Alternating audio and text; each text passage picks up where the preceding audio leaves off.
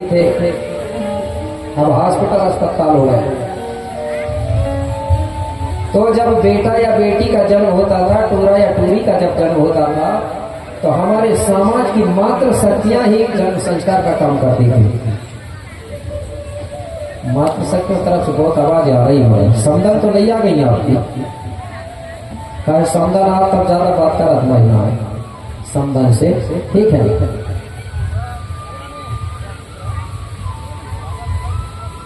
क्या है वो बात बताने जा रहा हूं मैं कि पहले हमारे लोग जब किसी के घर में बेटा या बेटी का जन्म होता था तो संस्कार कैसे करते थे, वो मुख्य चीज बता रहा हूं। तो सबसे पहले जो बच्चे को मीठा पानी पिलाया जाता था उसको बोलते थे गोंडी में कुछ क्षेत्र में गोल ईर सियाना या गोल ईर चखाना। समझती है? सबसे पहले बच्चे को शहद और पानी मिला के चटाया जाता था। जानते हैं कि नहीं मालूम? सकती किसको मालूम है? जरा हाथ उठाना कोई सियानी दाइया हो, है मालूम? भैया लोगों को भी मालूम है, महिलाओं के चलो भैया भी जान रहा है, ठीक है ना? तो ये क्यों किया जाता था? चाहे वो एससी हो, चाहे एसटी हो, चाहे ओबीसी हो, सबका एक सा रिवाज था, एक सी संस्कृति थी और आज भी है। कहीं कहीं घर बनते हैं, बाकी बहुत सी चीजें एक जैसी चलती हैं आज भी। तो उस बच्चे को शहद और पानी मिला के इसलिए चटाया जाता था कि चटाने से बच्चे का मुंह का स्वाद बदल जाता था, बच्चे के मुंह में चुलबुलाहट आ जाती थी, जिभ्या चलाने लगता था, बच्चे को दूध पीने की आदत बन जाती थी।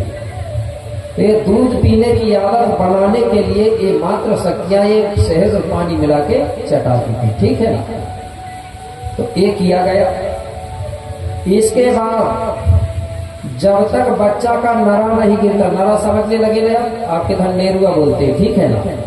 क्या बोलते हैं नरा को आप? ठीक है ना?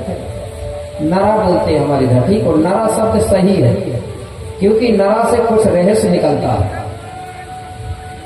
तो जब तक ये नरा नेरुआ गिरता नहीं है तब तक हमारा घर आज भी अशुद्ध माना जाता है। मानते हो कि नहीं? अशुद्ध। हमारे घर में कोई आता जाता नहीं, खाना पीना का परहेज चलता है, कोई शुभ पूजा पाठ नहीं कर सकते। तो आप बताइए इस चीज को गोंडई अकेले मानते हैं कि सभी लोग मानते हैं? ऐसी भी मानता है, ओबीसी भी मानता। तो बताइए एक जैसा हमारा धर्म है कि नहीं है? लेकिन कुछ लोग कहते नहीं हम नहीं मानते, जबकि ये तीनों समाज भारत की मूलवंशी समाज है और ये तीनों लोग एक जैसी रीति को मानते हैं। लेकिन बाहर से आए हुए लोगों ने हमको बिखराया है तीनों लोगों को, क्योंकि वो जान रहा इनको फोड़ फोड़ के रखेंगे तभी हमारा काम चलेगा। और अगर कहीं एससी एसटी ओबीसी इकट्ठी हो गई तो हमको पता नहीं देश छोड़ के भागना ना पड़े, ये डर है उनको, इसलिए हमारे लोगों को तोड़ के रखा गया है। लेकिन हमारे लोग आज भी नहीं समझ पा रहे हैं। तो तीनों समाज इस चीज को मानती है। ये नरा कितने दिन में गिरता है? लगभग 5 से 6 दिन लगता है। लगता ही नहीं लगता। जब ये नरा गिरता है नेरुआ तब हमारा घर शुद्ध होता है। तो ये काम करते हैं, उसको हर क्षेत्र में अलग अलग नाम से जानते हैं। अधिकतर इसको बोलते हैं छठी। क्या बोलते हैं? आपके घर बोलते हैं ना? ये भी गोंडी शब्द है, आप गोंडी भूले नहीं है। कुछ शब्द आज भी बोल रहे हैं आप लोग, ऐसा मत कहना कि हमको गोंडी नहीं आती है, लेकिन कम आती है, ठीक है ना? इसलिए जब भी जनगणना होता है ना, तो जब भाषा की बातें आती है तो आपको क्या लिखना चाहिए? मातृभाषा। अगर कोई पूछे क्या बताओगे? माँ की भाषा कौन सी? हमारी मातृभाषा गोंडी है, ठीक है ना? भले कुछ शब्द बोल रहे हैं लेकिन बोल तो रहे ना। तो ये नरा गिरने में लगभग 5 से 6 दिन लगते हैं और जब ये काम किया जाता है तब हमारा घर शुद्ध होता है। उसको बोलते हैं छठी। कुछ क्षेत्र में बोलते हैं चौक पाठ, कुछ जगह बोलते हैं सूर्य सुधा, ठीक है ना? तो आप जो भी बोलो बात समझ आना चाहिए, तो छठी बोलते हैं, ठीक है ना? तो जब नरा गिरता है तो इस नरा को मेरे भाई कहीं ले जाके फेंक देते हैं कि जलाते हैं।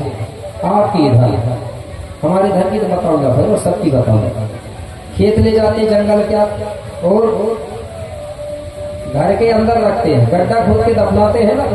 दफनाते कि नहीं दफनाते? कि जलाते हैं? दफनाते हैं। तो सभी समाज के दफनाते होंगे, देखे होंगे आपने, पता चला होगा दफनाते हैं भैया लोग। किसने देखा है? आप हाथ उठाएंगे भैया लोग। कुछ भैया लोगों ने देख लिया, जबकि ये महिलाओं का काम होता है, लेकिन भैया लोगों ने भी देख लिया, क्योंकि ये जो काम किया जाता है ये दफनाने के बराबर होता है। ये मात्र शक्तियां उस बच्चे को पहले ही दफना देती है। क्यों दफना देती है? क्योंकि उस समय वो बच्चा शुद्ध होता है। शुद्ध कैसे? उसको लोभ, लालच, माया, मोह नहीं होता, तो उसका कुछ अंश उस बच्चे के नाम से मात्र शक्तियां पहले ही दफना देती हैं, गड्ढा खोद के। उसमें पितृशक्ति सम्मिलित नहीं होते, और उस गड्ढा को देखते भी नहीं, और देखना भी नहीं चाहिए, नियम है। और जब वही बच्चा बड़ा होता है ना, बड़ा होने के बाद कई लोभ, लालच, मोह, माया में फंस जाता है, और अंत समय में जब वो खत्म होता है तो फिर भैया लोग दफनाते हैं उसको। फिर मात्र शक्तियां नहीं जाती, कि जाती है आप? मात्र शक्तियां दफनाने नहीं जाती ना। क्यों नहीं जाती? क्योंकि मात्र शक्तियों ने उसको पहले ही दफना दिया, इसलिए वो बाद में नहीं जाती। सिर्फ भैया लोग रह गए थे, इसलिए बाद में भैया लोग दफना देते हैं। इसलिए जब वो खत्म होता है उसको दफनाते, फिर महिलाओं को मात्र शक्तियों को नहीं जाना चाहिए। तो ये तीन ही समाज में ऐसा होता है कि नहीं होता? कि जाते हो समाज में महिलाएं दफनाने? नहीं जाती ना। तो बताइए एक जैसी है कि नहीं हमारी रीति रिवाज संस्कृति? तो हम सब लोग गोंडी धर्म के लोग हैं, हमको भटकाया गया है। तो ऐसा ही छठवां दिन काम होता है। तो जिस जगह पर वो नरा को दफनाया जाता है, गाड़ा जाता है, उसी जगह को बोलते थे नार। क्या बोलते थे? नार। और नार यानी क्या होता है? गांव। गोंडी में गांव को क्या बोलते हैं? नार। तो नार से ही, नरा से ही नार और नगर का निर्माण हुआ है। पहले कोई झगड़ा हो जाता था ना हमारे इधर, एक जगह जमीन के बारे में या मकान के बारे में, तो बोलते हैं हाँ मेरा नारा गड़ा है, मैं छोड़ूंगा नहीं। बोलते थे कि नहीं बोलते थे? यहाँ मेरा नेरुआ गड़ा है, मैं नहीं छोड़ूंगा जगह। और अभी की मात्र शक्तियों को तो पता ही नहीं नारा है कि नहीं है। कहीं कहीं तो हॉस्पिटल में छोड़ के आ जा रहे हैं, और कहीं जो जानने वाली समझदार वो आज भी प्लास्टिक में रख के ले आती है कि हॉस्पिटल में छोड़ दे। जब नारा ही नहीं है, तुम्हारा नेरुआ ही नहीं गड़ा है, तो कैसे लड़ाई लड़ोगे अपनी जमीन के लिए? तो बहुत बड़ा रहस्य है नारा का। नारा से ही नार नगर का निर्माण हुआ। तो इस प्रकार से इसका काम किया गया। किसका? ये बच्चे का। और उसी समय एक नीला धागा बांधा जाता है। डोरा बांधती है कि नहीं मात्र सकते अपने बच्चों के कमर में, गले में, नीला डोरा। उसी को लोगों ने कह दिए पंचबंधन। क्या बोल दिए? पंचबंधन। लेकिन ये हम गोंडी में क्या बोलेंगे? छठी। वो धागा बांधते हैं, नीला धागा। नीला रंग का होना चाहिए वो धागा। कौन से रंग का? नीला रंग होता है। ये मात्र सखियां बांधती थी। वो धागा कब तोड़ा जाता है? जब आदमी खत्म हो जाता है, अंतिम समय आता है, उस समय वो धागा तोड़ा जाता है। अगर बीच में भी टूट जाता है तो दूसरा धागा धारण कर लेना चाहिए। ये माँ बांधती है कि नहीं बांधती मात्र सखियां? तो जब ये काम होता है तो हमारा घर उस दिन से शुद्ध हो जाता। होता है कि नहीं शुद्ध?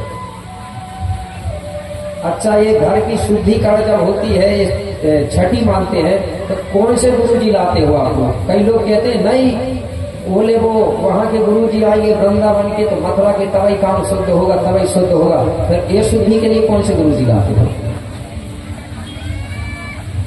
एससी भी नहीं लाता, ओबीसी भी नहीं लाता, और एसटी भी नहीं लाता जाती, क्योंकि मुख्य धार्मिक काम है, संस्कार है हमारा।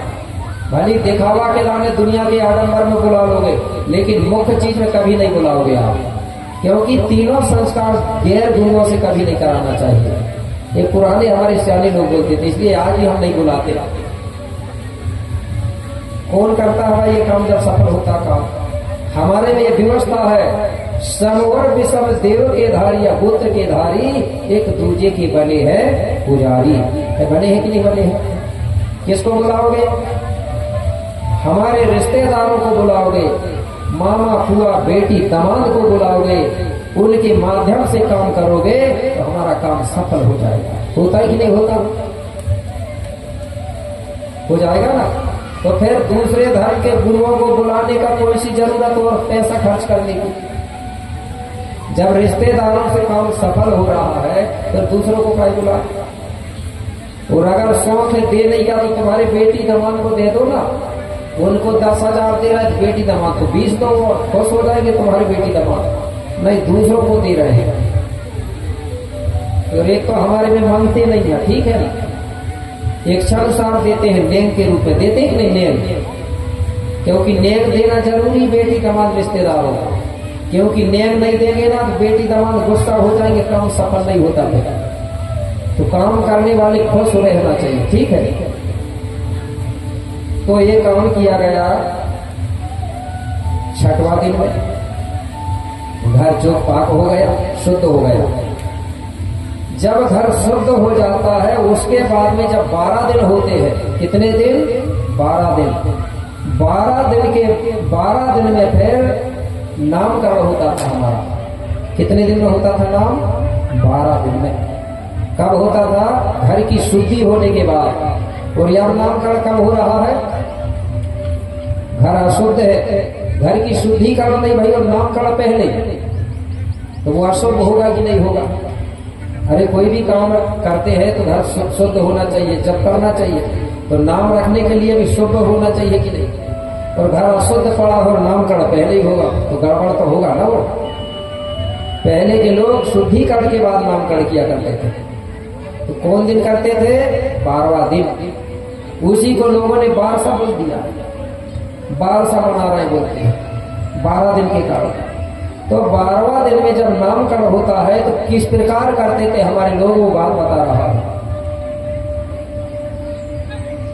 हम किसी से पूछते नहीं थे, हमारे ही सगा समाज के लोग बैठ करके विचार मंथन करते थे कि इसका नाम क्या रखना चाहिए। अब सब लोग विचार कर रहे हैं बैठ के। कुछ लोग कहने लगे, कुछ मात्र शक्तियां कहने लगी, बोले रानी, बोले नहाने, बोले गंगा जी गई थी, बोले वही मिला है। या लड़का बोले जिसका तो मिलन बारू नाम रख दो, बोले। कुछ महिलाएं कहने लगी अच्छा नहीं लग रहा मिलन बारू नाम, क्या नाम रखे? तो बोले क्योंकि पहले चलता था ना, प्रकृति के आधार पर नाम रखते थे लोग हमारे। SC ST OBC तीन ही लोग रखते थे। और आज भी ये तीन ही समाज में नाम मिलेंगे आपको, पुराने लोगों में देखेंगे। कैसे? अगर किसी की माँ जंगल गई है और झाड़ के नीचे अगर बच्चा पैदा हो गया ना, तो लड़का होता था तो कहते थे झाड़ू लाल नाम रख देते थे। और आज भी बहुत से नाम मिलते हैं झाड़ू लाल का, लेकिन मिलेंगे तीन ही समाज में, दूसरे समाज में नहीं मिलेंगे ऐसे नाम। मंगलवार को पैदा हुआ है, बोले मंगल से नाम रख दो, लड़की हो गई तो रख दे मंगलवती। बुधवार को पैदा हुआ है, बोले बुद्धू लाल नाम रख दो, कहीं लड़की हो गई तो बोले बुधिया बाई नाम रख दो। रखते थे कि नहीं रखते थे? आषाढ़ को पैदा हुआ तो आषाढ़ू लाल, लड़की हो गई तो आषाढ़ो बाई। आज भी नाम मिलती है, ऐसे मिलते कि नहीं मिलते? प्रकृति के अनुसार नाम रखते थे, या फिर हमारे राजा महाराजाओं से मिला के नाम रखते थे, हमारे देवी देवताओं से मिला के नाम रखते थे। तो सब लोग कहने लगे क्या नाम रखे? बोले गंगा जी में मिला है, कोई कह रहे हैं कि बोले मिलन वार, कोई कह रहे गंगा नाम रख दो। नहीं, बोले काम करो। तो वो शिलाका का जो माथे को देखती है, वो तो माथा जो है चमकता था चंदा जैसे, चंद्रमा जैसे। तो माथा को क्या बोलते थे हमारे पुराने लोग? सिर को तल्ला बोलते हैं, ठीक है, गोंडी में तल्ला यानी सिर। लेकिन इतना बस को क्या बोलेंगे? आज भी बोलते हैं पुराने लोग, कपार बोलते हैं ना, कपार। तो कपार चमक रहा था चंद्रमा जैसे, चांदी जैसे। तो बोले इसका, तो बोले कपार चमक रहा है, इसलिए बोले इसी से इसका नाम रखो। तो सब लोगों ने विचार किया इसका नाम रख दो, बोले कुपार। हाँ बोले ये ठीक है। तो उसकी माँ को बताया गया कि इसका नामकरण करना है कुपार। तो 12 दीपक जलाया गया। कितने दीपक जलाती है? 12 दीपक। किसके होना चाहिए? आटे का दीपक का महत्व है। जब नामकरण होता है ना तो 12 दीपक जलाते हैं, और 12 महिला एक एक दीपक लेके और ऐसा गोल बना के खड़ी हो जाती है, और बीच में हिरवा रानी को अपने बेटा को गोदी में लेके बिठाती है। और सबसे पहले रानी बोलती है पुकार करके, फिर जितनी महिलाएं वहां रहती हैं वो सब महिलाएं पुकार पुकार करके बोलना चालू करती हैं, ताली और थाली बजा के खुशियां मनाती हैं। क्या बजाती है? ताली और थाली। सियानी सियानी दाई है पीतल की थाली ले लेती थी, ऐसा करके लाठी में बजाने लगती थी और नाचने लगती थी। कुछ महिलाएं ताली बजा बजा के नाचने लगती थी। बच्चे के जन्म में और कुछ दिन पहले कौन लोग कब बजाते थे ताली और थाली? पहले की महिलाएं बेटा बेटी के जन्म में खुशी में बजाती थी ताली और थाली।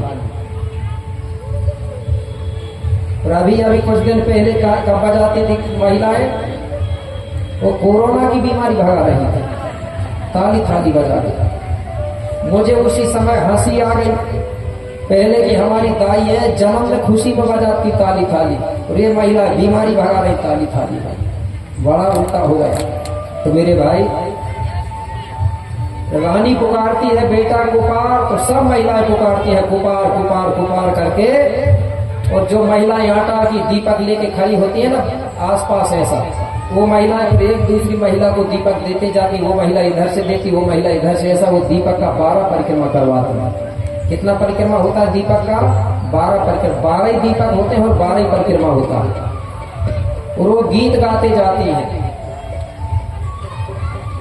जन्म के बारे में गीत गाती है। अगर कोई सा गीत ना बने तो एक गीत गा सकते हो आप, जो पेड़वासी कंगाली जी ने अपनी पुनेम लिखा है, परसा पेन सुमरन पाटा, है कि नहीं? उसको महिलाएं कैसे गाती है गा के बता दे रहा हूं, 1-2 लाइन। जब तक 12 परिक्रमा नहीं होगा ना तो तुम्हारा गीत खत्म नहीं होगा। इतना लंबा भी गीत बन जाता है वो। कैसे? वो महिलाएं गा रही है, शिव शिव परसा पेन जय जय जय शिवाना, शिव शिव परसा पेन जय जय जय शिवाना, अमुटे बाय सेवा देवीवा शिवाना, अमुटे बाय सेवा देवीवा, शिव शिव सजुर पेन जय जय जय शिवाना, शिव शिव सजुर पेन जय जय जय शिवाना, अमुटे बाय सेवा देवीवा शिवाना, अमुटे बाय सेवा देवीवा शिवाना, अमुटे बाय सेवा देवीवा शिवाना, अमुटे बाय सेवा देवीवा। ऐसा गाते जाती हो, दीपक घुमाते जाती हो। जब तक 12 परिक्रमा ना होना तब तक आप गीत को बढ़ाते जाएंगे। कैसे बढ़ाएंगे? घर में जो भी है ना हमारे पुरखा है, पूर्वज है, देवी देवता, उनका नाम जोड़ते जाओ। कैसे जोड़ेंगे? शिव सेवा दाऊदाई जय जय जय शिवाना, शिव सेवा दाऊदाई जय जय जय शिवाना, अमुटे बाय सेवा तेनीवा। जोड़ते जाओ, देवी देवता के जोड़ दो। सेवा सेवा बूढ़ा देव जय जय जय शिवाना, सेवा सेवा बूढ़ी दाई जय जय। सबका बोलते जाओ। आ जाए आजी को तो अब डाल दो। सेवा सेवा पेन कहा जय जय। जब तक दीपक नहीं घूमेगा गीत खत्म ही। पूरा परिवार को जोड़ते जाओ। ऐसे ही चलते थे हमारे गीत पे। हम किसी वेद पुराणों के गीत नहीं गाते थे। हमारे जो श्याले बूढ़े हैं पुरखा पूर्वज ना, उन्हीं का गीत जोड़ते थे गीतों में। आज के लोग उधर दूसरे के पुरखाओं के गीत गाते हैं। अरे भाई, जो वेद पुराणों में जो बताया गया वो तुम्हारी पुरखा है क्या? बताइए। वो हमारी पुरखा नहीं है। हमारे पुरखा हमारे ग्राम में है। मुखिया बाबा, ठाकुर देव, खेड़ो दाई, शीतला दाई, भीमान पे ये है हमारे पुरखा। तो मेरे भाई, ऐसा करके उस बच्चे का नाम बड़ा होता है। तो क्या नाम रखा गया? कुपार बाबा। बोलिए कुपार बाबा की। अब हुआ क्या? जब से कुपार बाबा का जन्म हुआ था तब से राजा तुलसी के घर में रोज भीड़ लगी रहती थी। कोई ना कोई प्रतिदिन जाता था। धीरे धीरे समय बीतते गया। एक दिन एक अंधा लंगड़ा को पता चल गया। अंधा लंगड़ा बोले, राजा तुलसी के घर में पुत्र का जन्म हुआ है। सब लोग राजा पुलसी के बेटा का दर्शन करने जा रहे हैं बोले। अब जो अंधा आदमी था, वो लंगड़ा आदमी था, वो कहने लगा कि यार मैं अंधा हूँ, लंगड़ा कहने मैं लंगड़ा हूँ, अब हम जाएंगे कैसे। अब दोनों अंधा और लंगड़ा विचार मंथन करते हैं जाने के लिए।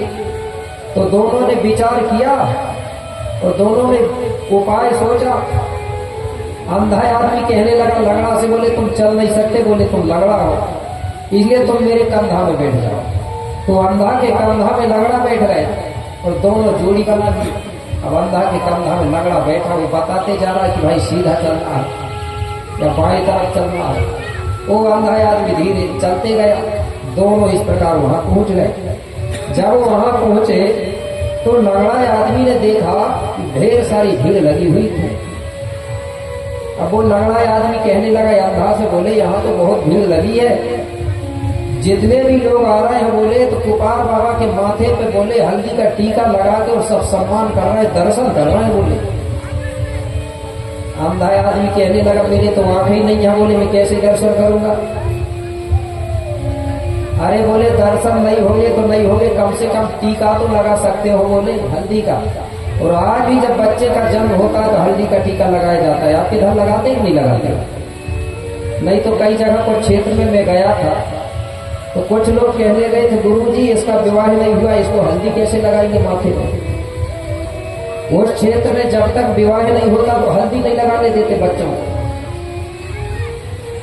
मैंने बोला नहीं लगा सकते हैं, क्योंकि जब तक जन्म हो, चाहे विवाह हो, चाहे मरण हो, जब तक हल्दी का प्रयोग नहीं करेंगे तीनों संस्कारों में, तब तक ये तीनों संस्कार सफल नहीं होते। हल्दी के बिना नहीं होता काम सफल, ये गोड़ों का संस्कार।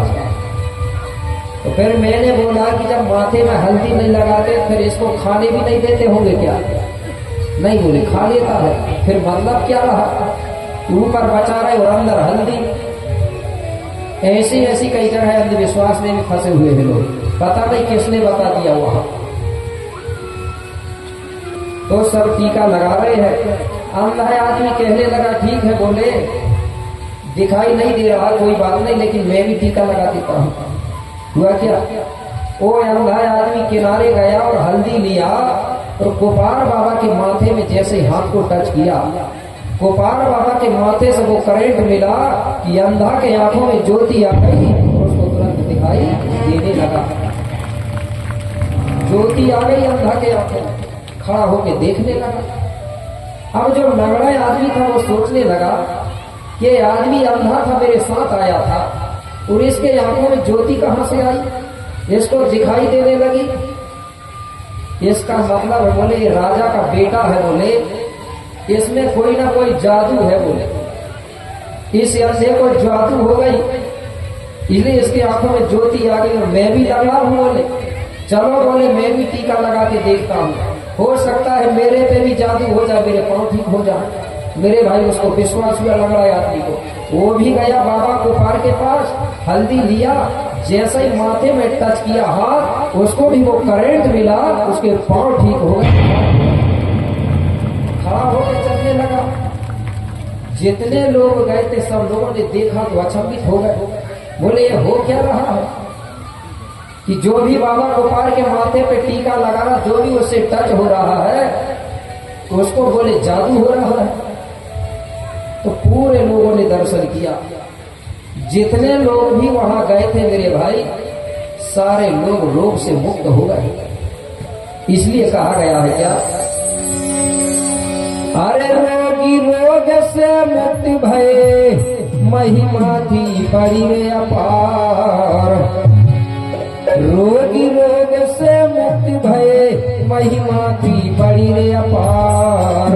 हरे नर नारी सब बोल रहे थे पुत्र की जय जयकार।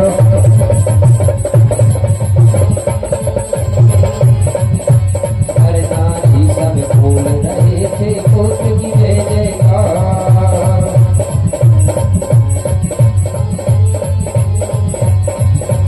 रोग रोग से मुक्त भये, महिमा थी बड़ी रे अपार।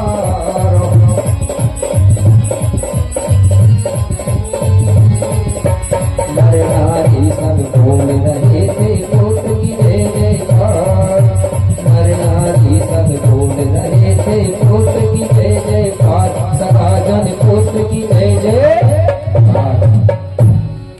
सब लोग गोपाल बाबा की जय जयकार करने लगे, क्योंकि सब लोग निरोग हो चुके थे। जिसकी जो समस्या थी उसकी सारी समस्या हल हो चुकी थी।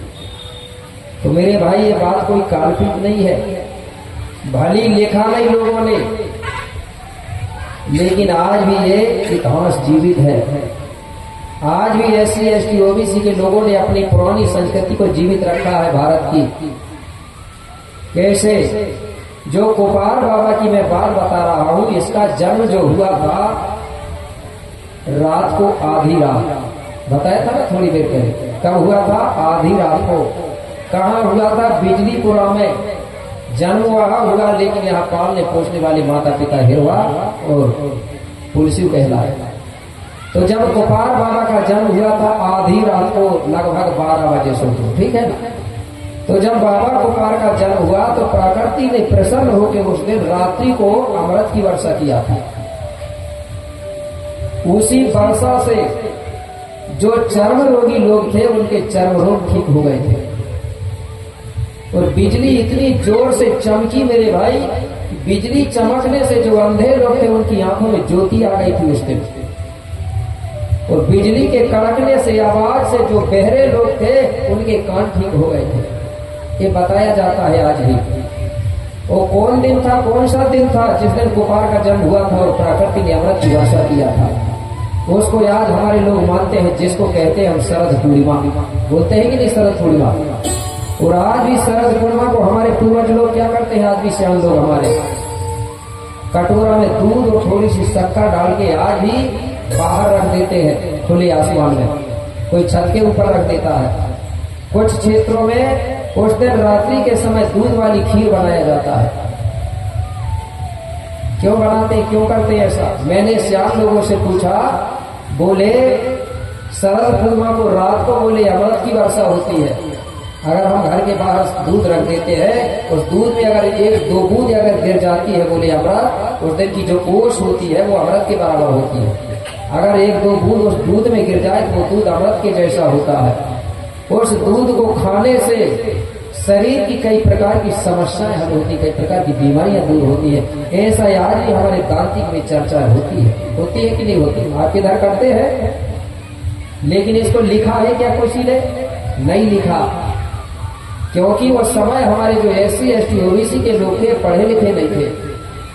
अगर पढ़े लिखे होते तो लिख देते, लेकिन भली लिखे नहीं। लेकिन आज भी किस्सा कहानी के रूप में, किंवदंतियां के रूप में आज भी हमारे लोगों ने इस चीज को जीवित रखा है। जो पढ़े लिखे लोग थे उन्होंने हमारा इतिहास नहीं लिखा, उन्होंने खुद के पुरखाओं का इतिहास लिख दिया। और उस इतिहास को हम कह रहे हैं कि हमारा लिख दिया, तो उन्होंने उसका उनका इतिहास लिखा कि नहीं लिखा? लेकिन हमारा लिखा क्या? हमारा नहीं लिखा। अगर हम पढ़े लिखे होते तो हम इतिहास लिख देते। जब हम पढ़े लिखे हुए तो अपना इतिहास लिखने लगे। तो शरद पूर्णिमा को ही गोपाल बाबा का जन्म हुआ था, इसलिए हमको शरद पूर्णिमा को कहीं नहीं जाना चाहिए। हमारे ग्राम में एक देवता होता है जिसको मुठुआ बाबा बोलते हैं। मुठुआ समझते हैं ना? मुठुआ एक उपाधि है, वो भी बता दूं।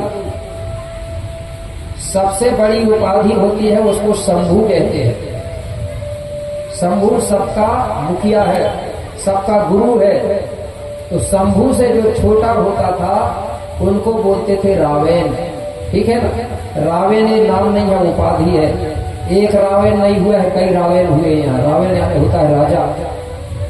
लगभग अगर करें तो 7 रावेनों ने राज किया है यहाँ, 7 रावण। उसको उलट पुलट के बता दिया गया, ठीक है ना? कितने रावेन? 7 रावेन। और शंभू 88। तो सबसे बड़ा गुरु होता था शंभू। शंभू पढ़ाता था रावेनों को। किसको पढ़ाता था? रावेन को। और रावेन पढ़ाते थे मुठुआओं को, और मुठुआ पढ़ाते थे भूमिकाओं को, और भूमिका पढ़ाते थे समाज को। ये पद चलते थे, ठीक है? भूमिकाओं का गुरु कौन है? मुठुआ। और मुठुआओं का गुरु रावेन, और रावेन का गुरु शंभू, ठीक है ना? तो हमारे गांव में जो मुठुआ होता है, गुरु कहलाता है वो। तो गांव के सभी SC ST OBC के लोग क्या करते थे? 10-10, 20-20 रुपया चंदा करके, और शरद पूर्णिमा के दिन रात्रि के समय चावल, दूध और शक्कर जो भी खीर बनाते जो सामग्री वो सब मिला के, और जहाँ मुठुआ बाबा होता है वहीं फिर खुली जगह पे खीर बनाते हैं। कितने बजे से चालू करते हैं? 11:30 या 11 बजे से चालू करते हैं तो 1 बजे तक, मतलब जो 12 बजे का समय है वो खीर बनाते समय वो समय पड़ना चाहिए। उसी समय जो ओस गिरती है वो अमृत के जैसी होती है। फिर सुबह नहा धो के मुठुआ बाबा में छिटक के भोजन, उसके बाद में सब लोग खाते थे, सभी लोग खाते थे इस प्रकार का। अब हमारे लोग मुठुआ बाबा को भूल गए, कहीं वहां जा रहे हैं, कहीं वहां जा रहे हैं, दूसरे गुरुओं के दर्शन कर रहे।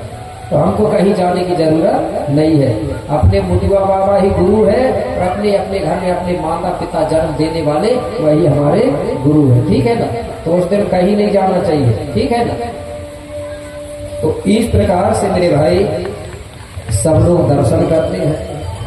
तो गोंडी गाथा, गोंडी इतिहास के अनुसार मैंने आपको बाबा गोपाल की जन्म गाथा सुनाया। जब कोई भागवत या यज्ञ चलते थे तो जब वो गुरुजी लोग कृष्ण की जन्म सुनाते थे या राम का जन्म होता था तो हमारे लोग बहुत नाचते थे, नाचते हैं ना, आज भी बहुत से लोग हैं तो उनके जन्म में इतने नाच रहे हैं, खुश हो रहे हैं। तो जब हमारे गाथा के अनुसार हमारे गुरु की जन्म गाथा भैया, तो हमरे में तो ज्यादा नाचना चाहिए ना, ठीक है ना। तो मैं एक गीत गाऊंगा, ठीक है, और आप लोग समझ गए, क्योंकि घोड़ों का वो गीत नहीं है कि एक आदमी मंच में गाता रहे, सब लोग हाथ बांध के बैठ के देखते रहे, ये हमारी संस्कृति नहीं है। हमारी संस्कृति है कोई गाता है, कोई नाचता है, कोई कुछ करता है, मतलब सामूहिक नृत्य चलता है आदिवासियों में। वही नाचने वाले, वही सुनने वाले, वही गाने वाले, और सिंगल गाएंगे सब देखेंगे तो हमारी संस्कृति में, ये तो हमारे लोगों दूसरे की नकल कर रहे हैं, ठीक है। तो ठीक है, मैं तो नाच नहीं सकता क्योंकि मैं बैठा हूँ, गा भर सकता हूँ, ठीक है। और मैं हूँ सातदेव वाला, तो सातदेव वाला हूँ मैं, तो जितने भी 6 देवधारी है, मतलब सातों के जो विपक्षी लोग हैं, साथ में मनावी आते हैं ना आपके घर, तो मैं मनावी वालों का पक्ष का आदमी हूँ। जितने मनावी लोगों के रिश्तेदार हैं तो हाथ उठा लो सब, क्योंकि यहाँ 7 ही 7 वाले हैं हम जितने भी बैठे हैं, ठीक है। तो 7 वाले चाहे कुछ भी कर ले,